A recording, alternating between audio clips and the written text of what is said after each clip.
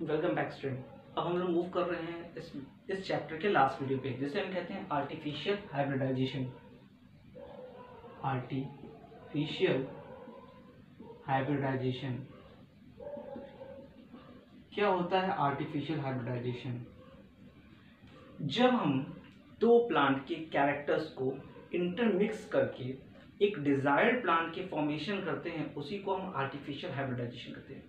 Suppose करते हैं कि हमारे पास गन्ने की दो वैरायटी है, एक डिजीज रेजिस्टेंट है और एक जो है वो ज़्यादा इफेक्टिव है in the terms of the sugar content, यानी शुगर जो है उसके अंदर ज़्यादा होता है। तो और हमें चाहिए ऐसा प्लांट जो डिजीज भी ना होने दे और शुगर कंटेंट भी। तो हम दोनों की वैरायटी को मिक्स करेंगे तो हमें एक डिजायर्ड प्लांट मिलेगा जो कि शुगर कंटेंट भी ज़्यादा रखा होगा और कहीं ना कहीं वो डिजीज रेजिस्टेंस भी होगा। तो वो कैसे हो सकता है?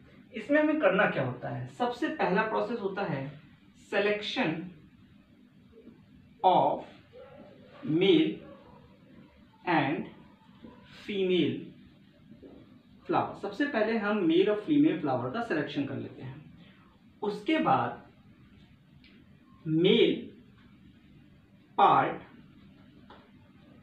ऑफ द फ्लावर, फ्लावर में जो मेल पार्ट होगा, सपोज कर लीजिए कि ये स्टिग्मा है और उसी के बगल से ये आपका हो गया स्टेमन। तो हम क्या करेंगे, mail part of the flower will be removed. हम फ्लावर के मेल पार्ट को रिमूव करेंगे, फोर्सेप्स से रिमूव कर सकते हैं, फोर्सेप्स से हटा सकते हैं। इस पार्ट को हम कहते हैं इमैस्कुलेशन। अगर हमसे कोई पूछता है इमैस्कुलेशन क्या होते हैं, the process of removal of the male part of the flower is known as emasculation. अब हम क्या करेंगे, बैगिंग। बैगिंग का मतलब ये होता है कि जो फीमेल पार्ट है, क्योंकि मेल पार्ट तो रिमूव है, तो फीमेल पार्ट पे हम एक पॉलिथीन लगा देते हैं। इसको लगाने का मकसद क्या है कि इसके ऊपर वही पॉलन ग्रेन्स आएगा जो हम चाहेंगे, जो हमारा डिजायर्ड पॉलन ग्रेन्स होगा, हम उसके ऊपर क्या कर सकते हैं, शेड कर सकते हैं। फिर हम क्या कर सकते हैं, टैगिंग कर सकते हैं। टैगिंग का मतलब ये होता है कि यहाँ पर हम एक टैग लगा देते हैं that this flowers part is ready for the cross pollination. हम इसमें क्रॉस पॉलिनेशन कराने के लिए रेडी हो चुके हैं।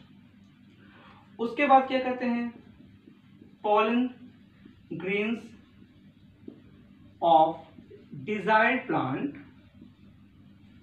is shed off। इसके ऊपर हम जो भी चाहिए pollen grains उसके ऊपर हम शेड ऑन कर देते हैं, ये बैग को रिमूव करके। उसके बाद फर्टिलाइजेशन होता है।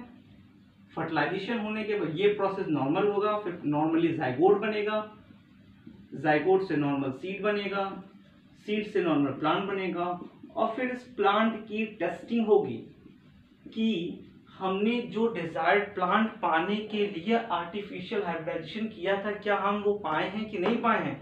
अगर हम नहीं पाते हैं तो हम कभी कभी क्या करते हैं, इसी प्रोसेस को रिमूव कर देते हैं। यानी अगर हम दो अलग अलग फ्लावर लिए थे तो हम एक ही फ्लावर से इस चीज को कर सकते हैं। Thank you.